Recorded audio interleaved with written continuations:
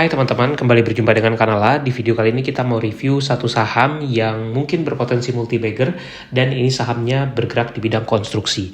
Nah, apa sahamnya? Jadi saham ini tuh naik cukup signifikan di akhir 2025 kemarin dan ketika video ini dibuat itu harga sahamnya sudah mencapai 1.600-an.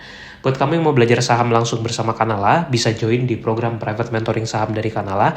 Cek detailnya di deskripsi video ini atau bisa langsung WA ke Kanala ya. Nah, saham yang kita bahas di video kali ini tuh adalah saham NRCA atau Nusa Raya Cipta. Ketika video ini dibuat, itu harga sahamnya sekitar 1.600-an. Dan dalam setahun terakhir, saham NRCA ini sudah naik lebih dari 363%.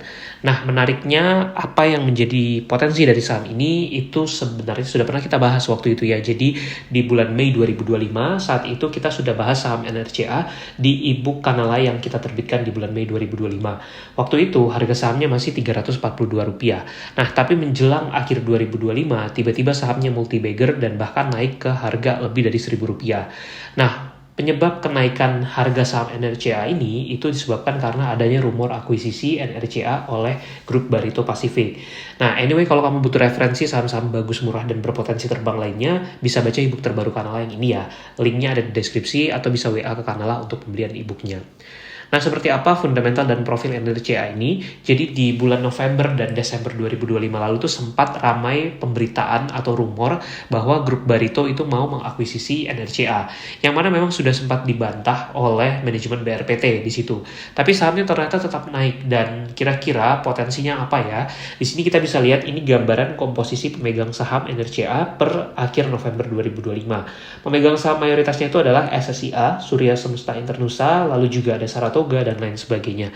Nah, secara fundamental saham NRCA ini sebenarnya cukup menarik ya, karena di bidang konstruksi itu mereka termasuk pemain besar dan ini gambaran klien-klien dari NRCA. Kalau kita lihat mereka itu banyak mengerjakan proyek-proyek konstruksi untuk Agung Podomoro, Ciputra, dan banyak lagi grup-grup besar bisnis lain yang ada di Indonesia. Nah, kalau kita lihat data beberapa tahun terakhir, pendapatan dan laba bersih mereka tuh tumbuh cukup baik di sini. Kita bisa lihat ya, dari waktu COVID di 2020 sampai 2024 itu revenue-nya naik terus. Bahkan di tahun 2024 lalu itu mencapai 3,3 T dengan net income sekitar 81,6 miliar.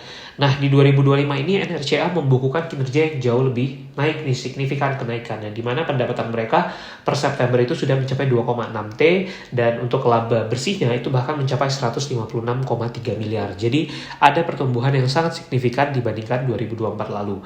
Jadi memang dia termasuk salah satu emiten konstruksi yang punya fundamental dan profit margin yang bagus juga.